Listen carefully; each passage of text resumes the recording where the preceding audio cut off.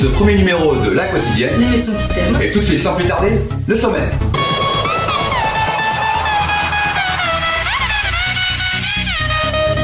Nous allons commencer avec la rubrique News et Météo. Suivi de notre deuxième numéro d'avant-première. Aujourd'hui, Maëlys a reçu Gabriel Targues-Kovac qui est venu présenter son film Stalking, co-réalisé avec Quentin Porte. Le lancement du jeu Résistance, le jeu pour tester tes limites. Oui, en effet, Maëlys et moi développons un petit jeu qui va se mélanger entre militaire, colonie de vacances et beaucoup de blagues. On vous en dit plus au courant de l'émission. Le coup de cœur. Le coup de cœur, oui, nous sommes partis à Montpellier à la rencontre de Cache Bonbon, Fabien de son prénom, auteur, compositeur, interprète de son état. C'est le chanteur libertaire, n'a plus cette tête. Puis l'avis du public, l'avis sur le nouveau film de Eric et Ramsey, La Tour de contrôle infernale. En effet, on a été prendre les impressions avant et après les séances de Nîmes à Montpellier. On vous cache rien. Puis l'astro croquant. L'astro qui te croque.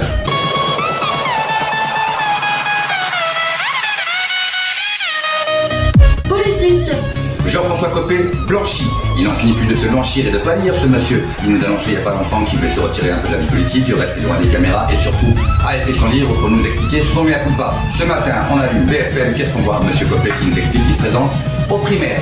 1, 2, 3, 4, 5, 6, 7 à droite. C'est bon pour un ballon, s'il vous plaît. Ok, on continue, on enchaîne. Politique toujours.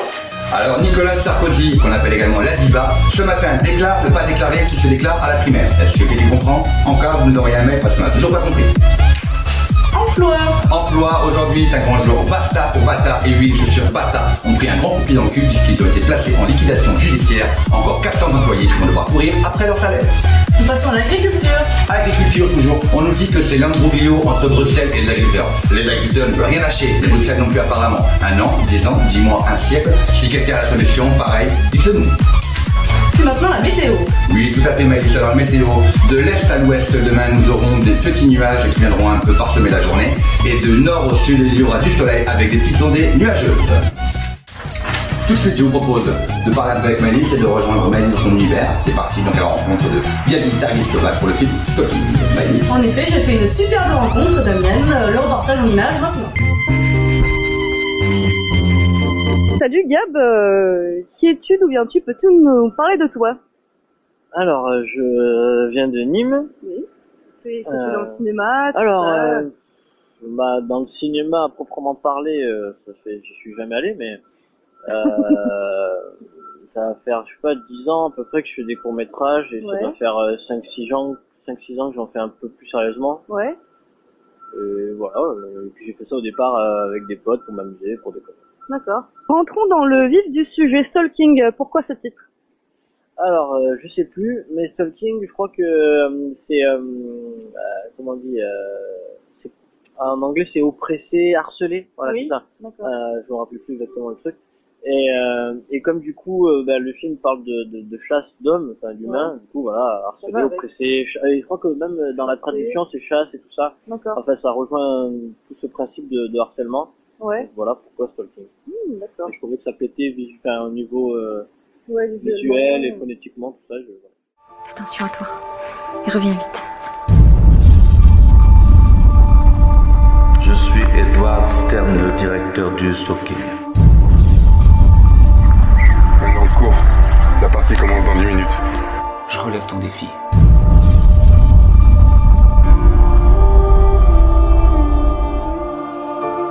Emmenez-le. Tout ça, là, c'est de l'illusion. Faut se réveiller, là, faut se réveiller. Le casting, nous avons Karine Dupin, Jamila Naoui et Antoine Cossen qui a fait une superbe prestation. Peux-tu nous en parler? Alors, Karim Dupin, c'est un vieux pote avec qui je faisais du théâtre au conservatoire il y a presque 20 ans. Ouais. Donc lui, il est quasiment dans tous mes projets. Ouais. Ensuite, Jamila Naoui, elle était pas elle pareil, elle était au conservatoire avec nous. Et je crois qu'elle a joué dans 2 projets à moi. Et là, celui-là, il y en a un autre. Oui. Et Antoine Cossin. Qu'est-ce que tu crois? Comment tu vas arrêter tout ça? Lui, c'est un acteur de métier. Enfin, voilà. Il a joué dans des séries, des téléfilms, des trucs comme ça. Et je l'ai rencontré par le biais d'un mec qui s'occupe de zone de production, une petite production audiovisuelle qui m'a un peu aidé sur le film. Et j'avais besoin de quelqu'un pour le rôle de Camp Antoine Cossins.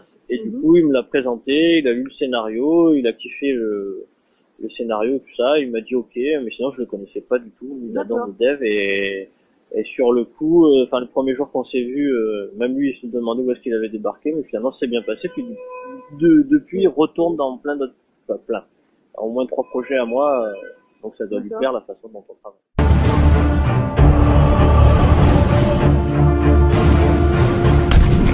Et on peut voir également une petite prestation de ta part. Ça rappelle un peu le rôle de Verbal dans Usual Suspect. Ah ouais. Tu trouves pas? Ah ouais. Ah ouais, je sais pas si on me l'a dit vite fait, je crois que mon frère me l'a dit vite fait, mais sinon à la base c'était plutôt Quasimodo ou les serviteurs qu'il y a dans la planète des singes et tout ça, enfin les humains qui sont serviteurs des singes. Ouais. Enfin c'est le côté serviteur de toute façon, mais Tout à fait. c'était un peu ça. Ouais, après Verbal, oui, j'avais pas pensé forcément, mais ouais, pourquoi pas, ouais. Cool. Côté handicapé un peu. Pour ce qui est la durée du tournage alors? 7 jours c'est sûr, plus 3, 10, plus 15 jours à peu près. D'accord. Okay. Ouais, 15 jours. Génial. Et donc pour le nombre de participants bah je sais plus combien d'acteurs, 6 ou 7 je crois. Ouais. Et après il y a une quarantaine de figurants. Et tiens, quitte à en parler, l'équipe technique on était 4. Moi et Quentin porte à la réal et la lumière et tout quoi. Oui. Mon frère Lomari le son. Oui. Et comment il s'appelle, Kevin Garcia au maquillage et accessoires. D'accord. Pour le budget, y a-t-il des partenaires Non, il y a Zone 2 Production qui donc m'a aidé, surtout pour trouver des figurants, quelques acteurs qui manquaient. Je sais plus ce qu'ils ont fait d'autres. Enfin, si ouais, enfin 2-3 trucs, mais franchement je me rappelle plus exactement. D'accord. Mais non, surtout pour la distribution quoi. D'accord. Cool. Et sinon en termes de budget, ben ça m'a coûté le prix de la bouffe. Ouais. Pour les 15 jours. C'est pas énorme, et tout le reste on nous l'a prêté, ou on se fait dégoter, ou on s'est démerdé, et non je dirais qu'en moyenne, parce qu'il y a des trucs que j'ai achetés quand même, mais en moyenne ça m'a, moi perso ça m'a coûté 700 €. D'accord. On va dire c'est pas énorme du tout. Correct. Donc voilà. Il y a eu une première projection publique, es-tu content? Bien résumé. Ouais, ça a été projeté, merde, je sais même plus le nom du festival. Enfin bref, c'était en novembre pour un festival, je sais plus, à Port-Vendre. Voilà, le festival de Port-Vendre. Et c'était hors compétition. Et ouais, je suis content. Après, voilà, le film, je me suis rendu compte qu'il était un peu violent, parce qu'il y a des gens qui sont sortis avec leurs enfants. Avec ce fric, je pouvais la sauver! Ah oui, de la salle. C'est pas trop aux enfants, du coup. Et ouais, bah il y a un petit peu de violence, mais elle est non, mais elle est utile surtout, enfin elle est pas gratuite. Oui.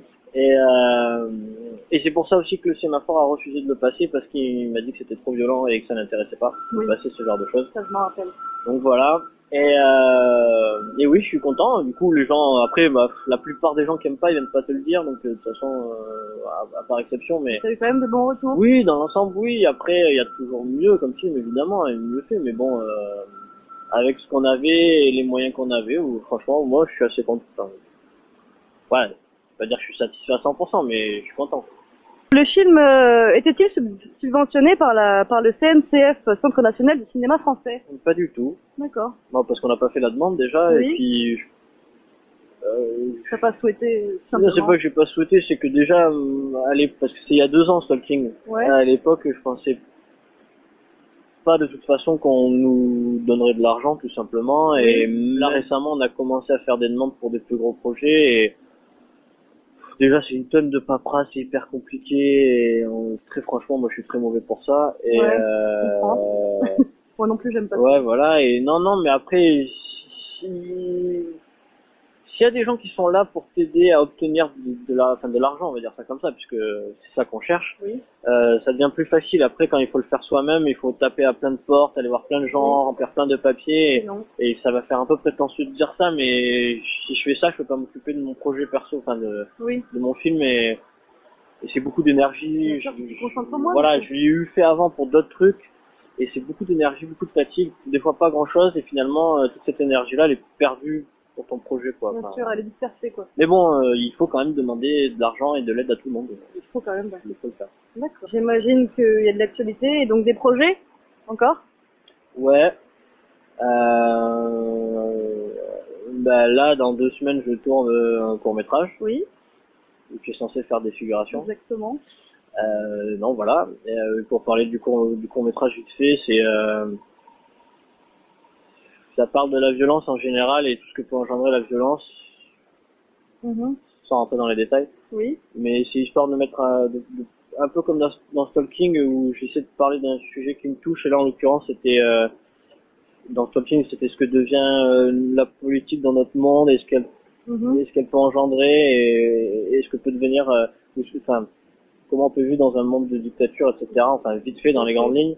Là, j'essaie de parler d'un sujet qui est la justice, la vengeance, où est-ce qu'on a, à quel moment jusqu'où on peut aller se faire justice soi-même, et où est-ce que la loi nous y arrête, et si on le fait, et si on en perd le contrôle de se faire justice soi-même, quelles sont les conséquences, et voilà, à peu près. Quoi. Merci beaucoup Gab. Alors nous vous invitons à aller voir sur YouTube Stalking, STALKING, le film qui est en ligne depuis le 8 février, et voilà.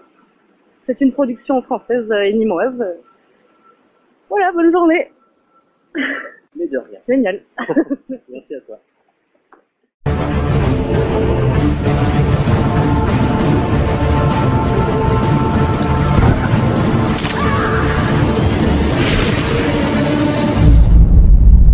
Si chacun est médecin, on pourra changer les choses.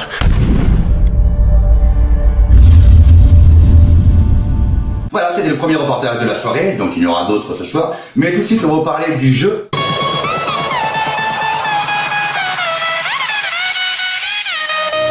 Résistance. Alors Résistance, c'est un jeu qui va se passer en garrigue. La garrigue, pour ceux qui ne connaissent pas, ça se passe un peu dans la nature. C'est un quad de campagne, on va y étaler un camp de base où il faudra rester 2 jours, c'est pas grand chose, sans boire ni manger. Sauf que nous, on sera à côté de vous en train de se régaler, de manger des bonbons, des chocolats, tout ce qu'on veut. Celui qui veut craquer pourra craquer et faire la fête avec nous, mais ne gagnera rien, si ce n'est un bon moment. Celui qui arrêtera les 2 jours sans manger, sans utiliser quoi que ce soit comme l'extérieur, aura le droit au beau cadeau. Oui, alors pour le coup de cœur, moi je vous emmène à Montpellier, à la rencontre de Fabien. Fabien, donc ce chanteur libertaire qui veut plus se taire, et je peux vous jurer que vous allez aimer son atmosphère.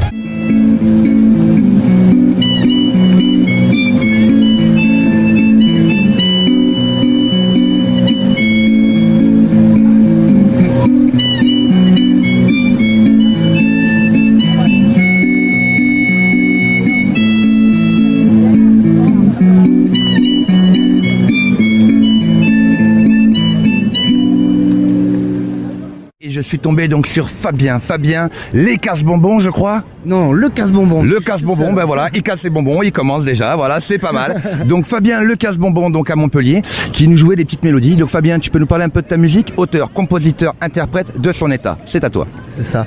Mais du coup en fait, je crée des chansons libertaires.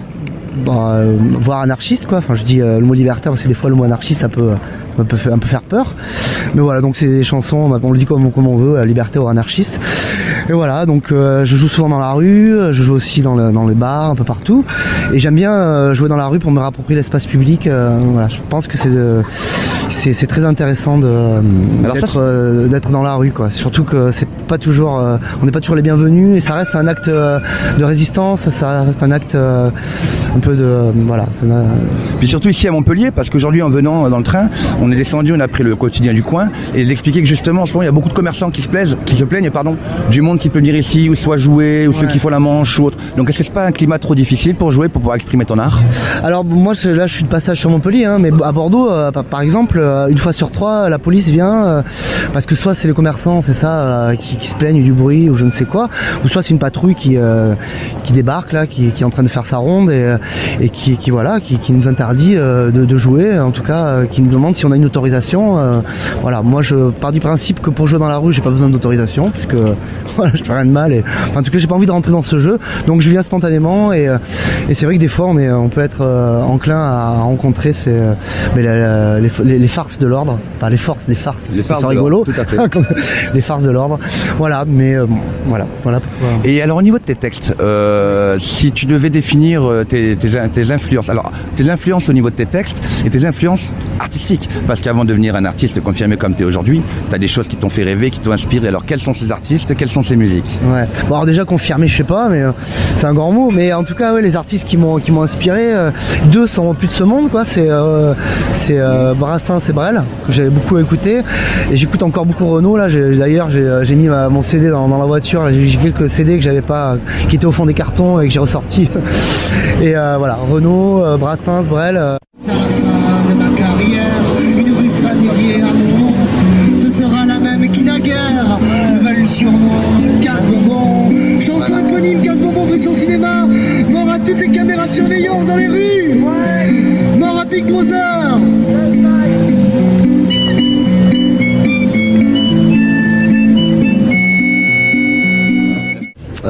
J'aime beaucoup Thomas Fersen qui est dont l'écriture en fait fait penser à des fables. J'aime beaucoup son univers. Sinon j'aime bien Damien Saez qui a un côté rebelle et c'est vrai que les chanteurs rebelles qui sont mis au devant de la scène, c'est-à-dire à la télé ou dans les radios nationales. Comme on n'en voit qu'au cinéma, même après la remise des Césars, j'arrêterai pas mon cinéma.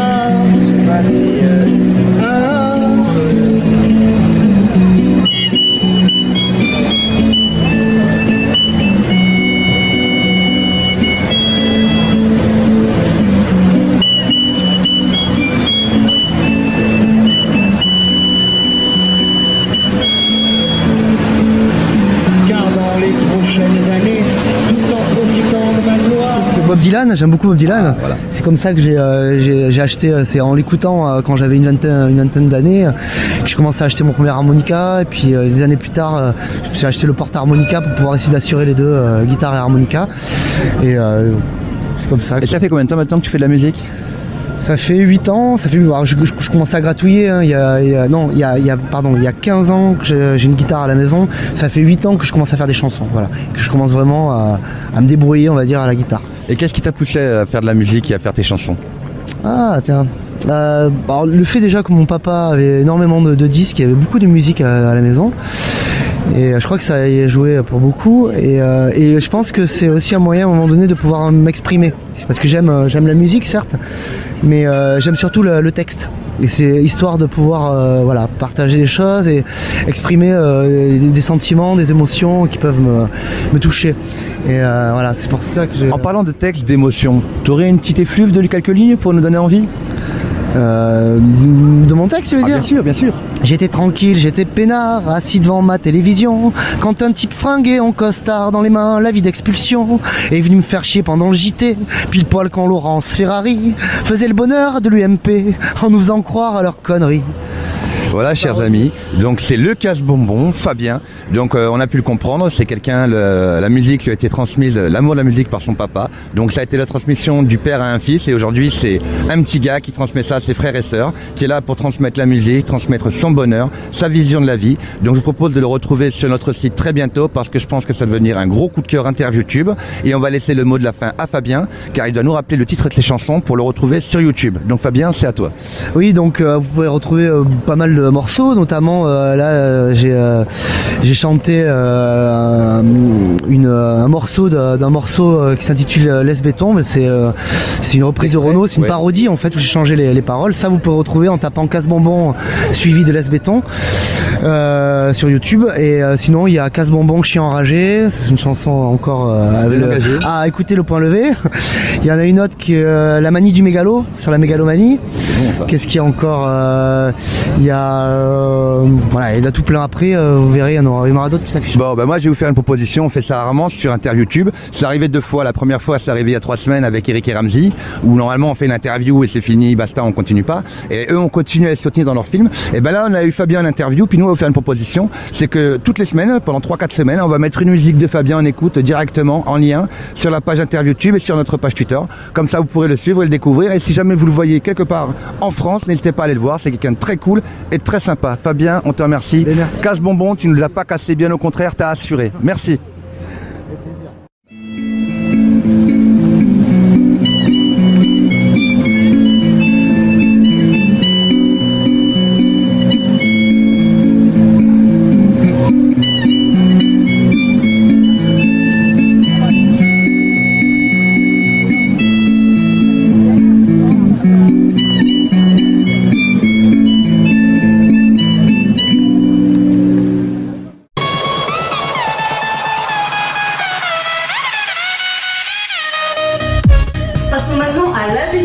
public au sujet du nouveau film d'Eric et Ramsey, La Tour de contrôle infernale.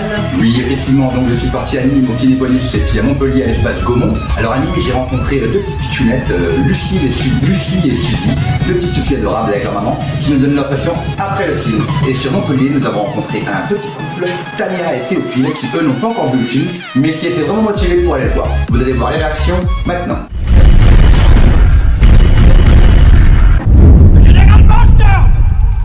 Ils étaient les meilleurs d'entre nous.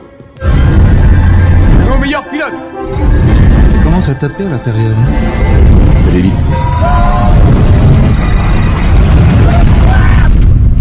Sont maintenant des légumes. Nos meilleurs légumes. Bah non, il y en a là-dedans. Bah alors. Eh oh, tu parles à une tronche.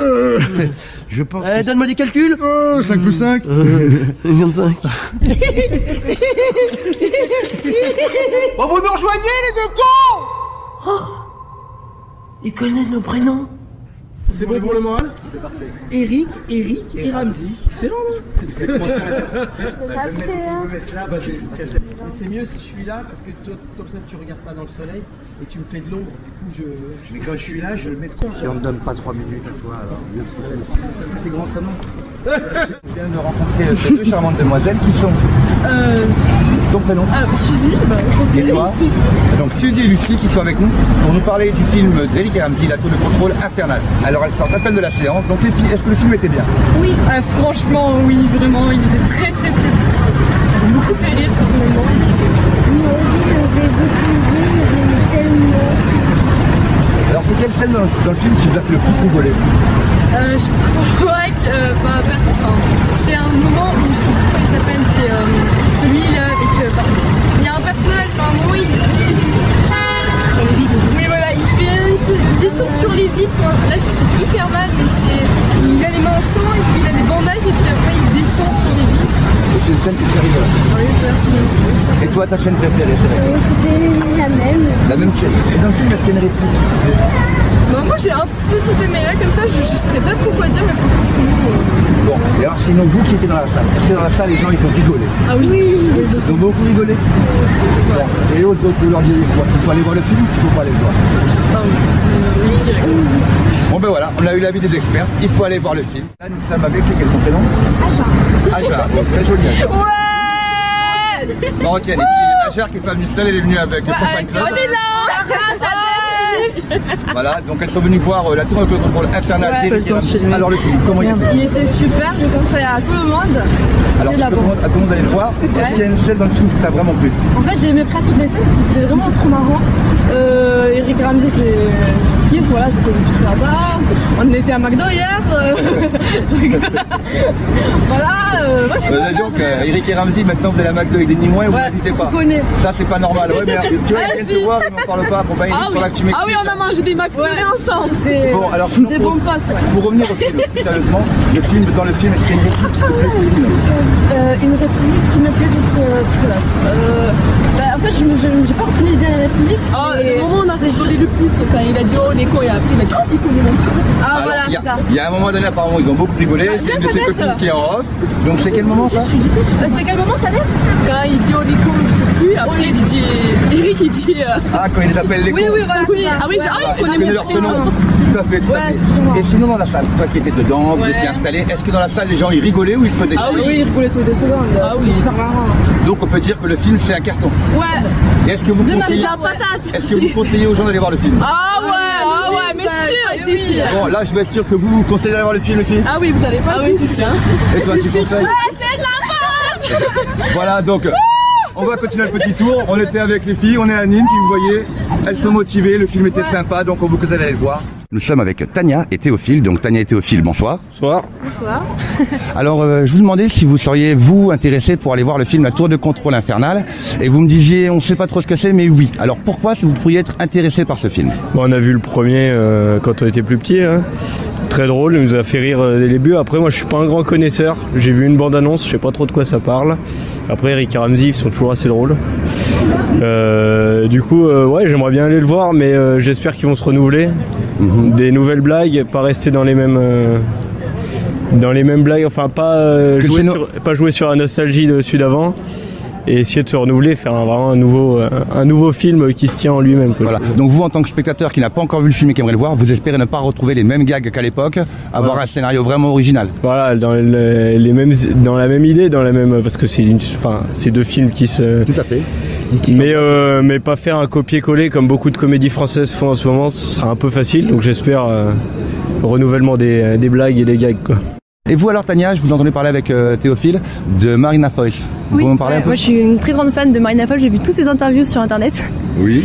Et du coup je suis intéressée parce que comme j'ai vu qu'elle était dans le film, je pense que je vais aller voir la suite. Alors je vous parlais un peu en prologue avant de faire l'interview, je vous expliquais que c'était sa propre mère dans le film. Ça vous inspire quoi ? Ça m'inspire, je suis intriguée de savoir ce qui s'est passé dans le passé pour l'histoire. Une impression avant encore sur Eric et Ramsey ?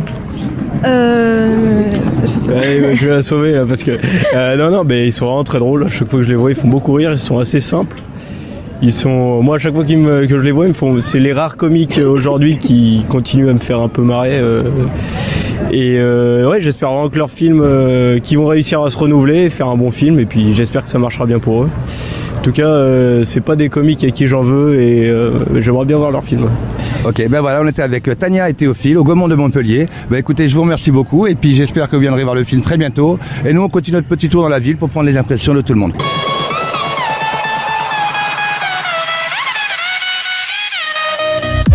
Et sans plus attendre maintenant, votre rubrique Astro-Croco. L'astro qui te croque. Bélier, travail. Des paroles, mais toujours des paroles. T'as nettement l'impression qu'on te prend pour un con. Amour. Bon, tu joues à quoi? Tu refuses la routine, mais tu refuses aussi les opportunités? Santé. Taureau, c'est cool. Taureau, travail. Des projets qui grimpent, ne bâclent rien. Amour. C'est une sacrée fusion de sentiments avec ta moitié. Santé. Bouge ton cul. Gémeaux, travail. Tu pourras compter que sur toi aujourd'hui. Amour. Toi, le célibataire, ça move, tu vas rencontrer de nouvelles têtes. Santé. Pas d'efforts trop violents. Cancer, travail. Bon, faut entreprendre là, ça grimpe, c'est intéressant. Amour. Avec les lions, tu vas taper des barres. Santé. Bof. Le lion, waouh. Revient de plaisir. Pour le travail, tout roule, on conserve sa sagesse, pas de déprave. En amour. Tu vois la vie en rose, c'est super cool. La santé. Toi, t'es au top, alors profite-en. Les vierges, travail. Tu as des plans, c'est cool, mais demande à McFly pour qu'il y ait question du futur. Amour. Les hormones, fais gaffe, c'est dangereux. Santé. Fais attention à ta ligne. Les balances, travail. Bon, tes projets sont flous, alors sois prudent. Amour. Et fais pas ta moue, faut pas se fermer. Le dialogue, c'est le plus important. Santé. Ouais, ça roule. Scorpion, travail. Bon, alors il y a des traquards, mais tu sais, c'est le moment de t'en sortir. Amour. Ah bah, la routine, oui, à l'originalité. Santé. Détends-toi, mon frère. Sagittaire, travail. Donne tout, on attend de toi, et surtout ne prends pas la mouche. Amour. Bon, seul accompagné, tu gères. Santé. Attention les sucreries et les burgers. Capricorne, travail. Bon, lève la tête, tu verras mieux des perspectives. Amour. Chouette, Vénus te protège, n'oublie pas les capotes. Santé. Gaffe à ton dos. Nous avons les Verseaux, bah tiens, je les connais bien. Alors, pour le travail, ne te précipite pas et surtout n'oublie pas de réfléchir avant d'agir. Très bien. Et pour l'amour? Si tu trouves que les choses se précipitent, communique. Enfin. Et pour la santé? En plein des belles cernes, faut dormir la nuit. Et pour finir, les poissons. Pour le travail, quelle ambiance? Tente jusqu'à l'impossible puisque c'est possible. Et en amour? Une rivalité? Fais gaffe à cette pute, protège ton steak. Et pour la santé? C'est bon pour le moral, c'est bon pour le moral. Et voilà. Bon. C'était notre premier horoscope Croco. On espère qu'il vous a plu.